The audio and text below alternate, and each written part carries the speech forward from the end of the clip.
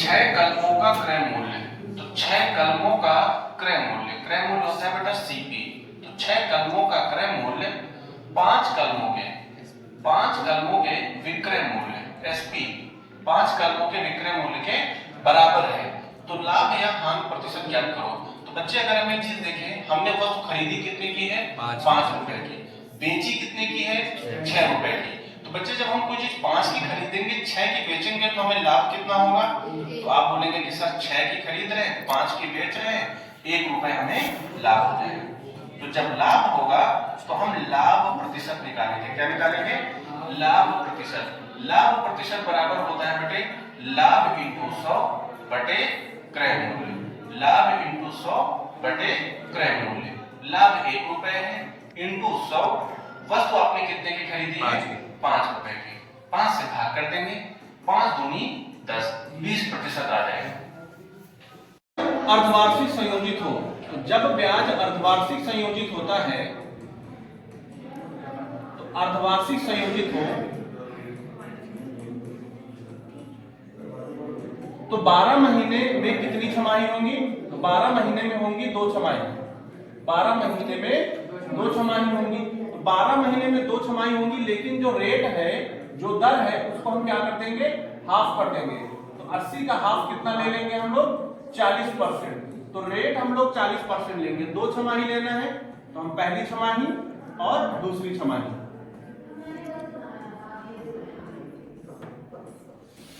दो छमाही का हम धन देख लेंगे कितना रुपए बनेगा। तो पहले जो है 9,000 रुपए का हम 40% निकालेंगे। 9,000 का 40%, तो 9,000 का 40% निकालेंगे तो कितने रुपए आ जाएगा? 3600 रुपए। तो पहले साल 3600 और दूसरी छमाही 3600। अब 3600 का फिर 40% निकाल दीजिए, ब्याज पे ब्याज। तो 3600 का 40% कितना आ जाएगा बेटा? 400, 4 6 24 के 4 हासिल 2 और 4 3 12 2 14, 1440 रुपए। कितना आ जाएगा बेटा? 1440 रुपए। चक्रवृद्धि ब्याज पूछा है, तो बेटा इस टोटल वैल्यू को अगर हम जोड़ दें तो हमारा क्या आ जाएगा? चक्रवृद्धि ब्याज आ जाएगा। जोड़ दीजिए इसको, 36 3600 0 0 6 6 12 के 2 हासिल आ गया है 3 3 6 7, 7200 ये और 1440 ये। इसको दोनों को जब जोड़ेंगे तो 0 आ जाएगा, 4 आ जाएगा और 4 2 6 और 7 1 86, 40 हमारा आंसर आ जाएगा। 1 स्क्वायर प्लस 0.01 स्क्वायर का मान कितना होगा? 0.1 स्क्वायर करेंगे, 0.1 स्क्वायर करेंगे तो 0.1 स्क्वायर की वैल्यू आ जाएगी 0.01। क्यों? क्योंकि इस बात को अगर हम समझाएं 0.1 स्क्वायर करेंगे तो मल्टीपल करेंगे 0.1 इंटू 0.1, एक एक कम एक आ जाएगा, 0.2 अंक के बाद लगेगा तो 2 अंक हम बना लेंगे। तो 0.01 प्लस 0.01 का स्क्वायर करेंगे, सेम प्रोसेस आ जाएगा 0.01 इंटू 0.01, गुणा करेंगे तो 1 ही आ जाएगा, लेकिन 0.4 अंक के बाद लगा हुआ है 1 2 3 4, 1 2 3 4, तो 4 अंक हम बना लेंगे। बाई तरफ अपनी तरफ 0 ले सकते हैं, 0.0001 आ जाएगा। अब इसको अगर हम जोड़ने की बात करें तो कुछ इस तरह से जोड़ेंगे, 0.01 0.0001, 1 आ जाएगा, 0 आ जाएगा, 1 आ जाएगा, 0 आ जाएगा, आंसर आ जाएगा 0.0101।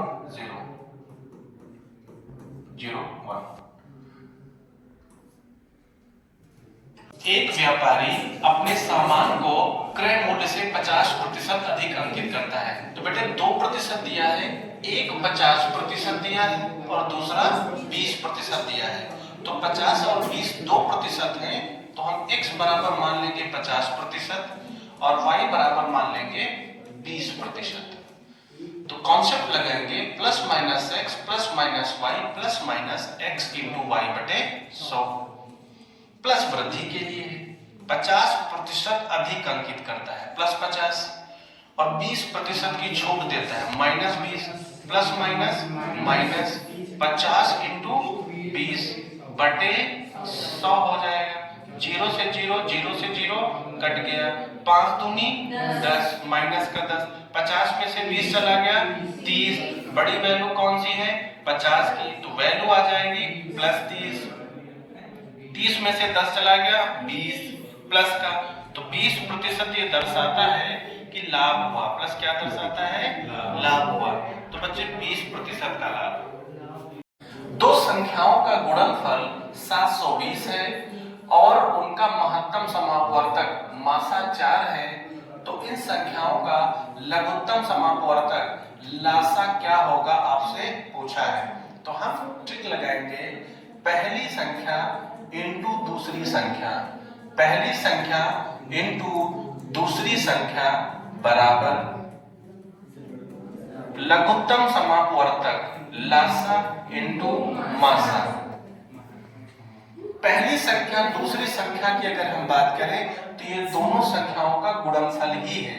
गुणनफल रख देंगे 720, लासा मासा दिया है 4, निकालना आपको क्या है लासा। मान लेते हैं लासा x है, 4 से भाग कर देंगे, 4 एकम 4, 4 5 6 7 4 32।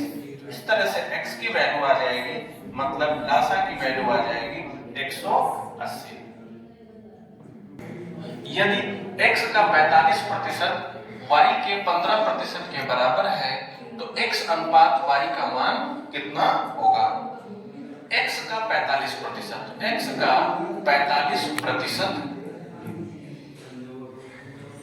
y के 15% के बराबर है, इक्वल कर दिए। x रेशियो y पूछा है, प्रतिशत से प्रतिशत कट जाएगा, 15 एकम 15, 15 दिया 45। अब बेटा एक चीज आप ये देखिए, x इंटू 3 बराबर y इंटू कितना है 1। यहां ध्यान देने वाली बात ये है कि जो x की वैल्यू है वो 1 है और जो y की वैल्यू है वो 3 है।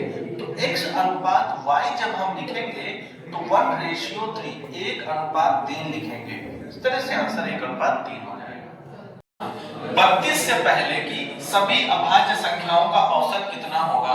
तो अगर हम अभाज्य संख्याएं देखें 1 से 32 तक, तो 32 एक सम संख्या है, तो 32 से पहले जो अभाज्य होगी वो हो जाएगी बेटा 31।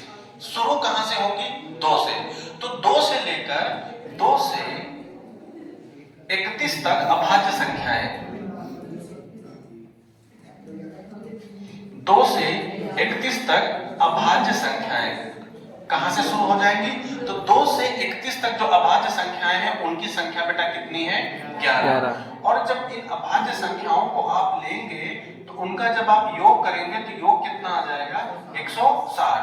बेटा औसत बराबर क्या होता है कुल पदों का योग बटे कुल पदों की संख्या। योग 160 हो जाएगा और संख्याएं कितनी है 11 है। जब हम 11 से भाग करेंगे तो 11 एकम 11, 12 13 14 15 16 50, 11 44 हो जाएगा, 6 बच जाएगा, कितना बच जाएगा 14 के आसपास चला जाएगा, लगभग 14.54 आ जाएगा, 14.54 आ जाएगा। अब बेटा यहीं पर अगर हम कहें 11 अभाज्य संख्याएं होंगी कौन कौन सी, तो 11 जो अभाज्य संख्याएं हैं वो शुरू हो जाएंगी 2 3 5 7 11 13 17 19 20 21 22 23 29 31। तो टोटल आप गिन लीजिए 1 2 3 4 5 6 7 8 9 10 11। इन सब को जोड़ेंगे तो योग कितना आ जाएगा 160। हाँ, स्वप्निल किसी काम को 16 दिनों में कर सकता है। स्वप्निल 16 दिन में काम कर रहा है। रेवती के साथ मिलकर काम करते हुए तो स्वप्निल प्लस रेवती अगर मिलकर काम करेंगे तो 128/17 आ जाएगा। कुल काम अगर निकालेंगे तो 16 और 128 का एलसीएम लेंगे तो कितना आ जाएगा 128। तो जो एलसीएम होता है वही कुल काम होता है, तो कुल काम हुआ 128, कुल काम 128। अब कैपेसिटी निकालनी है तो 16 से भाग कर देंगे, 16 × 128। और अगर हम 128 से भाग करेंगे तो ये कितना आ जाएगा 17 आ जाएगा। ठीक है, क्योंकि 128/17 बटे अगर हम 128 से भाग करेंगे तो वैल्यू कितनी आ जाएगी। आप बोलोगे गुरुजी 128/17 आ जाएगा इनटू 128, तो कहीं ना कहीं ये वैल्यू कट जाएगा और फाइनल वैल्यू हमारे पास कितनी आ जाएगी 17 कहीं ना कहीं आ जाएगी। तो इस तरह से यदि स्वप्निल और रेवती दोनों काम करते हैं तो एक दिन में कितना काम करते हैं? 17 काम। अकेले स्वप्निल कितना काम करता है? 2 काम, सॉरी 8 काम करता है। तो अगर इसको घटा दिया जाए तो घटाने से स्वप्निल खत्म हो जाएगा, अकेले किसका काम निकल आएगा? एक दिन का, रेवती का। तो 17 में 18 घट गया, कितना आ गया? 9। तो रेवती एक दिन में कितना काम करती है? 9 काम करती है। कुल काम कितना था बेटे? 128। कुल काम 128 है और रेवती अगर एक दिन में 9 काम करती है तो 128 काम कितने दिनों में कर लेगी? 9 एकम 9, 10 11 12 3 38 हो जाएगा, 9 4 36, लगभग 128 बटे 9। आंसर ही इन्होंने दे रखा है, 128 बटे 9 ही आंसर दे रखा है, आगे नहीं लिखेंगे। 384 मीटर लंबी रेलगाड़ी बिजली के एक खंभे को 12 सेकंड में पार करती है और विपरीत दिशा में समान लंबाई की दूसरी रेलगाड़ी को 12 सेकंड में पार करती है। दूसरी रेलगाड़ी की चाल कितनी है? देखो बेटा, इस सवाल को हल करने के लिए पहले हम पहली लाइन को सॉल्व करेंगे, पूरे सवाल को नहीं देखेंगे। लंबाई 384 मीटर है और आपको समय 12 सेकंड दिए हैं। इसका मतलब यह है कि पहले केस में हम जो निकालेंगे, पहली कंडीशन कि जब कोई ट्रेन किसी बिजली के खंभे को या किसी पेड़ को पार करेगी तो अपनी लंबाई के बराबर दूरी चलेगी। तो पहले केस में जो दूरी हो जाएगी वो 384 मीटर हो जाएगी। ठीक, 12 सेकंड में पार कर रही है, टाइम आपका 12 सेकंड हो जाएगा। यहां से आप पहली रेलगाड़ी की आप चाल निकाल लीजिए, तो चाल आ जाएगी मीटर प्रति सेकंड में। चाल बराबर दूरी बटे समय, 384 बटे 12 हो जाएगा। 12 दूना 24, 12 तिया 36 और 12 दूना 24। तो गाड़ी की जो स्पीड आ जाएगी वो 32 मीटर प्रति सेकंड आ जाएगी। ठीक है, फिर यही रेलगाड़ी अपनी समान लंबाई की दूसरी रेलगाड़ी को, तो दूसरी रेलगाड़ी भी 384 मीटर लंबी होगी, पहली भी 384 मीटर लंबी है। तो जब दो ट्रेनें एक दूसरे को विपरीत दिशा से पार करती हैं तो दोनों ट्रेनों की लंबाइयां जुड़ जाती हैं और चालें भी जुड़ जाती हैं। तो पहली रेलगाड़ी की चाल कितनी थी? 32 मीटर प्रति सेकंड। दूसरी रेलगाड़ी की चाल मान लीजिए x मीटर प्रति सेकंड रही होगी। पार करने में जो समय लिया बेटे वो 12 सेकंड का लिया। कितना लिया? 12 सेकंड का समय लिया, बराबर 12 कर दीजिए। ये भी मीटर प्रति सेकंड है, जोड़ देंगे 4 4 8 हो जाएगा। 8 8 16 के 6 हासिल आ गया, 1 3 3 6 1 7 बटे ये वैल्यू कितनी आ जाएगी? 32 प्लस x बराबर 12। 12 से भाग करते हैं, बरछन 72, 73 74 75 76, 4 48 बरचौक 48, सामने कितना बच गया? 1। क्रॉस मल्टीप्लाई करेंगे तो 32 प्लस x बराबर कितना आ जाएगा? 64। 32 दूना कितना होता है बेटा? 64। x बराबर 64 में 32 घट जाएगा तो आंसर आ जाएगा 32 तो मीटर प्रति सेकंड। तो दूसरी रेलगाड़ी की चाल 32 मीटर प्रति सेकंड हो जाएगी।